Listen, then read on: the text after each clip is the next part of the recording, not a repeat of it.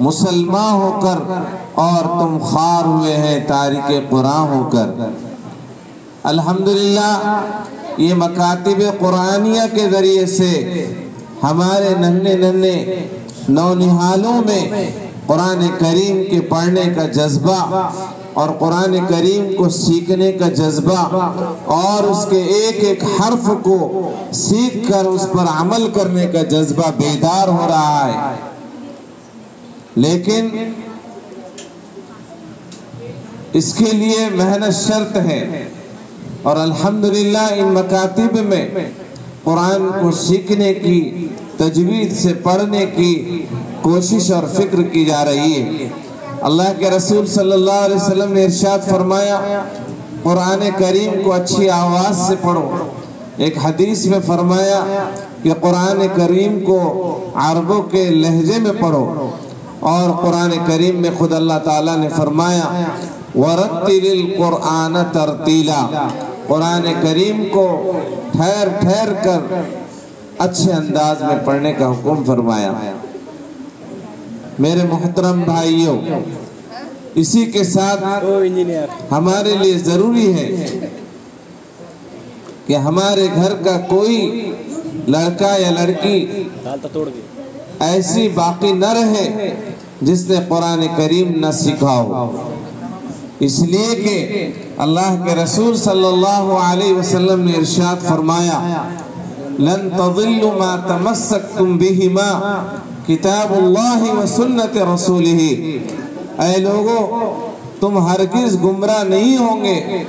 جب تک کہ تم اللہ کی کتاب کو اور رسول کی سنت کو تھامے رہو گے، پکڑے رہو گے۔ آج ہماری سب سے بڑی کمزوری کی وجہ یہی ہے کہ ہم نے قرآن کریم کو جس طریقے سے پڑھنا چاہیے، سیکھنا چاہیے، سمجھنا چاہیے، ویسے نہ پڑھا، نہ سمجھا، نہ سیکھا۔ لیکن اب ضروری ہے کہ ہم اپنی نسلوں کی ایمان کی فکر کریں، ان کے عقیدے کی فکر کریں۔ آج کے دور میں نئے نئے ابھرنے والے فتنے اور نئی نئی باطل کی سازشیں اور نئے نئے کلچر اور اس طریقے سے یہ فتنے جو مسلمانوں کو، امت مسلمہ کو اور ہماری نسلوں کو تباہ و برباد کرنے کی کوشش کر رہی ہے، ایسے دور میں ہمارے نسلوں کا، ہمارے بیٹے بیٹیوں کا مکتب قرآنی سے وابستہ رہنا فرض ہے اور ضروری ہے۔ انہی مکتب کے ذریعے سے، انہی مکتب میں پڑھنے والے بچوں عقیدہ کی حفاظت کریں گے، ایمان کی روشنی اپنے دل میں اتاریں گے اور قرآن کریم کو سیکھیں گے اور پڑھیں گے اور قرآن کی روشنی میں چلنے کی فکر کریں گے۔ اللہ تعالیٰ نے قرآن مجید میں ارشاد فرمایا قَدْ جَاءَتْكُمْ مَوْعِظَةٌ مِّن رَبِّكُمْ وَشِفَاءٌ لِمَا فِي الصُّدُورِ، یہ تمہاری طرف آیا ہوا ایک اللہ کی طرف سے نصیحت نامہ ہے جو دلوں کے لیے شفا کا ذریعہ ہے۔ قرآن کریم کو اللہ تعالیٰ نے شفا فرمایا ہے، یعنی قرآن کریم روحانی اعتبار سے، جسمانی اعتبار سے وہ نسخہ کیمیا ہے جس سے انسان کے دلوں کو اور ذہن و دماغ کو شفا ملتی ہے، ایمان کا نور ملتا ہے، اللہ کی محبت کی معرفت نصیب ہوتی ہے۔ اور حدیث پاک میں اللہ کے رسول نے ارشاد فرمایا وہ انسان سب سے زیادہ اللہ کے قریب ہوتا ہے جو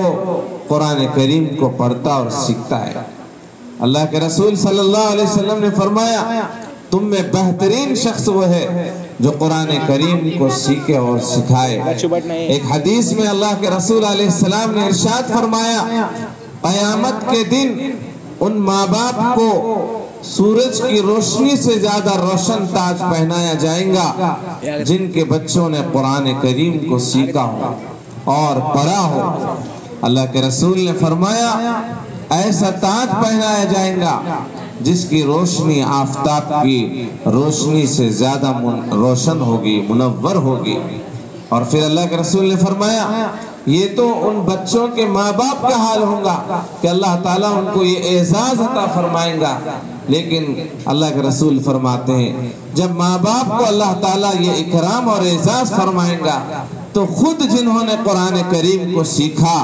جنہوں نے قرآن کریم کو پڑھا اور ایک ایک حرف سیکھنے کے لیے محنت اور انتھک جد و جہد کی اور مکتب کی پابندی کی، اپنے استاد سے سیکھا، اس کو اللہ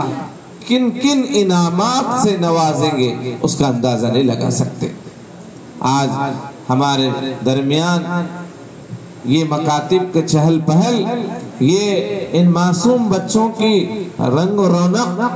جو مکتب میں جاتے ہیں اور لڑکیاں اسکارف کے ساتھ اور لڑکے اچھے لباس میں، سفید لباس میں، یہ ہمارے لیے کتنی خوشی اور مسرت کا موقع ہے۔ ماں باپ کو اس پر فخر کرنا چاہیے۔ اس لیے میں گزارش کروں گا والدین سے کہ اپنے بچوں کو پابندی سے مکتب میں روانہ کرے اور اپنے بچوں کو ان کی ضروریات کو پورا کرے۔ انشاءاللہ اللہ تعالیٰ سے امید ہے کہ اللہ رب العزت اس کا بہت بڑا صلہ دے گا۔ اللہ عمل کی توفیق عطا فرمائے۔ وآخر دعوانا الحمدللہ رب العالمین۔